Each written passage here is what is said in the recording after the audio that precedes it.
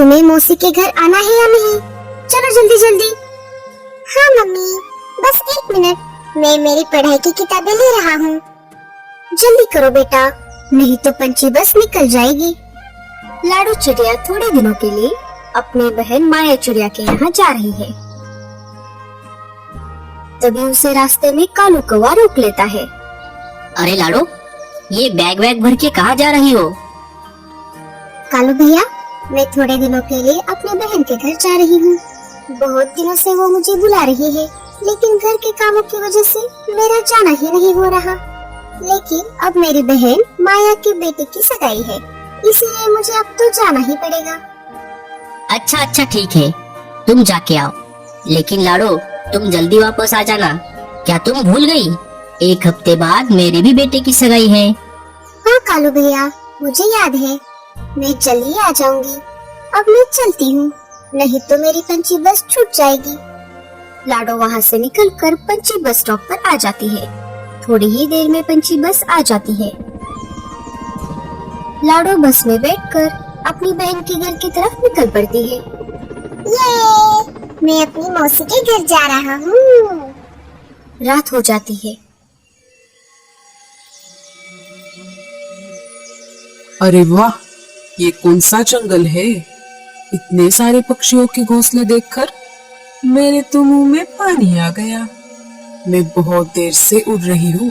कुछ दिनों के लिए मैं इसी जंगल के बाहर अपना डेरा बसा लेती हूँ।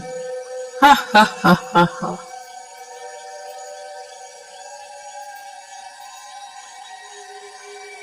ईम रीम क्लीम छू।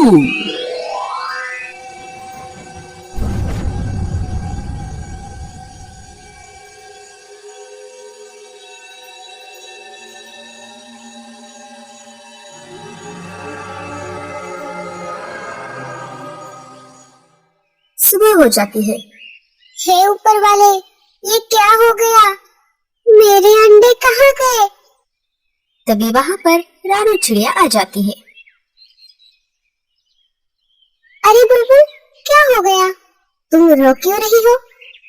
क्या बताऊं रानू, कल रात को सोने तक मेरे अंडे घोंसले में ही थे, लेकिन सुबह जब मैंने उठकर देखा तो मेरे अंडे गायब थे। पता नहीं मेरे अंडे किसने चोरी किए। लगता है जंगल में कोई शिकारी पंछी घुस आया है। ये बात पूरे जंगल में फैल जाती है। सारे पंछी सतर्क हो जाते हैं, लेकिन रानू चिड़िया बहुत डरी हुई थी, क्योंकि उसने सुबह ही 2 अंडे दिए थे। रात हो गई। रानू चिड़िया आंखों में तेल डालकर अपने अंडों की रक्षा कर रही थी। सारे पंछी अपने अपने घोंसले में सो रहे थे। रात थोड़ी गहरी हो गई। इधर चुड़ैल फिर से अंडे खाने के लिए पक्षी का रूप लेकर जंगल में आ जाती है। अंडों की खोज में वो जंगल के ऊपर से उड़ रही थी। थोड़ी देर खोज करने पर वो रानू चिड़िया के घोंसले के पास रुक जाती है। मुझे इसी घोंसले से अंडे की खुशबू आ रही है। चुड़ैल खिड़की से झांक कर देखती है तो क्या, रानू चिड़िया अपने अंडों को पंखों के नीचे छुपाकर बैठी हुई थी। अरे, आधी रात हो गई है, फिर भी ये चिड़िया क्यों जाग रही है? मुझे अब मेरे जादू से इसे अपने वश में करना होगा। चुड़ैल अपने जादू से रानू चिड़िया को अपने वश में कर लेती है। जैसे ही रानू चुड़ैल के वश में आ जाती है, चुड़ैल अपने हाथ लंबे कर लेती है और रानू चिड़िया के दोनों अंडे चुरा कर वहाँ से चली जाती है। चुड़ैल का जादू सुबह होने तक चलता रहा। जैसे ही जादू का असर खत्म हो गया, रानू चिड़िया होश में आ गई। उसने देखा उसके भी दोनों अंडे गायब हो गए थे। सुबह होते ही सारे जंगल में अफरा तफरी मच गई। रानू चिड़िया जोर जोर से रोने लगी। तभी वहाँ पर कालू कौवा आ गया। अरे रानो, क्या हुआ? तुम रो क्यों रही हो? क्या बताऊं कालू भैया, कल सुबह किसी ने बुलबुल चिड़िया के अंडे चुराए थे और आज मेरे भी अंडे चोरी हो गए हैं। मैं तो रात भर आँखों में तेल डालकर मेरे अंडों की रक्षा कर रही थी, लेकिन पता नहीं, मुझे आधी रात तक तो सब कुछ याद है, लेकिन आधी रात के बाद का कुछ भी याद नहीं आ रहा। सुबह जब मेरी आंखें खुल गई तब मैंने देखा कि मेरे भी अंडे गायब थे। रानू की बात सुनते ही काला कौवा सोच में पड़ गया कि ऐसा कैसे हो सकता है। लगता है जंगल में सच में कोई चालाक शिकारी पंछी घुस आया है। वो दिन में नहीं रात में शिकार कर रहा है। मैं एक बार जाकर पूरा जंगल छान मार लेता हूँ। देखता हूँ कोई नया पंछी का घोंसला मुझे दिख जाए। कालू जंगल के ऊपर से उड़ रहा था। थोड़ी देर ऐसे ही खोज करने पर जंगल के बाहर एक बड़े से अजीब से डरावने पेड़ के एक टहनी पर कालू को एक अनजान घोंसला दिख जाता है। वो तो अच्छा हुआ कि उस वक्त वो चुड़ैल खाने की तलाश में घोंसले से बाहर गई थी। अरे ये किसका घोंसला है? पहले तो ये घोंसला यहाँ नहीं था। मुझे घोंसले के पास जाकर देखना पड़ेगा। लगता है घोंसले में कोई नहीं है। मैं अंदर जाकर देखता हूँ, तभी मुझे सच्चाई का पता चलेगा। कालू चुपके से घोंसले के अंदर जाकर देखता है। अंदर जाते ही कालू की आंखें फटी की फटी रह जाती है।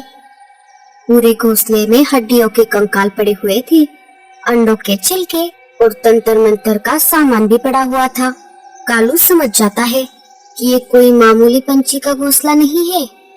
कालू एक सेकंड का भी वक्त न गवाते हुए वहां से अपनी जान बचाकर निकल लेता है और पास वाली एक पेड़ की टहनी पर एक बड़े से पत्ते के पीछे छुपकर उस घोंसले पर नजर रखता है। धीरे धीरे शाम हो जाती है। तभी वहाँ पर चुड़ैल पक्षी के रूप में उड़ते हुए आ जाती है। घोंसले के पास आते ही वो अपने असली रूप में आ जाती है और घोंसले के अंदर चली जाती है। ये सब नजारा कालू पास वाले पेड़ की टहनी पर बैठकर देख रहा था। अच्छा, तो ये एक जादूगरनी चुड़ैल है। लगता है यही रात में जंगल में आकर पक्षियों के अंडे चुरा कर खा रही है। इसके पहले कि ये आज रात को फिर से किसी के अंडे चुरा कर खा ले, उसके पहले मुझे इसे सबक सिखाना पड़ेगा। कालू सीधा वहाँ से निकलकर तंत्र मंत्र करने वाले जादूगर तोते के पास आ जाता है। कालू सारी बातें तोते को बता देता है। बस इतनी सी बात, मैंने ऐसे बहुत सारे चुड़ैलों को धूल चटाई है। रुको, मैं अभी तुम्हें इसका उपाय बताता हूँ।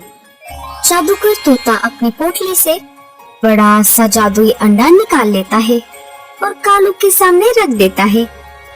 कौवे, मेरी बात ध्यान से सुन। ये कोई मामूली अंडा नहीं है, ये एक जादुई अंडा है। अब तुझे सिर्फ एक काम करना है। कैसे भी करके तुम्हें उस चुड़ैल को इस अंडे के पास लेकर आना होगा, और जैसे ही वो चुड़ैल इस अंडे को छू लेगी, वो तुरंत इसके अंदर कैद हो जाएगी। उसे इस अंडे तक कैसे लाना है, ये मैं अच्छी तरह से जानता हूँ। आप बस ये अंडा यहीं पर रख दीजिए और यहीं कहीं आसपास छुप जाइए। अगर वो यहाँ आ गई और उसके अंडे को छूने पर भी अगर वो इसके अंदर कैद नहीं हुई, तो आप कोई दूसरा जादू करके उसे कैद कर लेना। ठीक है, अब जल्दी जाओ और उस चुड़ैल को यहाँ तक लेकर आओ। रात हो गई थी, सारे पंछी सो गए थे। इधर कालू चुपके से चुड़ैल के घोंसले के खिड़की के पास आ जाता है और बड़बड़ाने लगता है।